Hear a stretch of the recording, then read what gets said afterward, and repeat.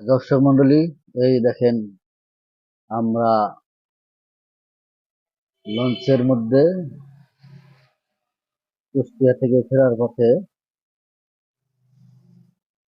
আমাদের লঞ্চের সামনে যে একটা ছোট্ট নৌকা ভেঙে গেল, তাই ভাবলাম যে আপনাদেরকে দেখাই। আমাদের চলে গেছে ভিডিওটি ক্যামেরা ওপেন করার আগেই। তো আমরা ফিরতেছি, নদীতে প্রচুর পরিমাণে বাতাস, তাই বড় বড় ঢেউয়ের আকারে মাঝে মাঝে আমাদের নৌকার আমাদের লঞ্চের মাঝে ধেয়ে আসছে, আর জোরে জোরে ঢেউগুলো লঞ্চে বাড়ি মারতেছে।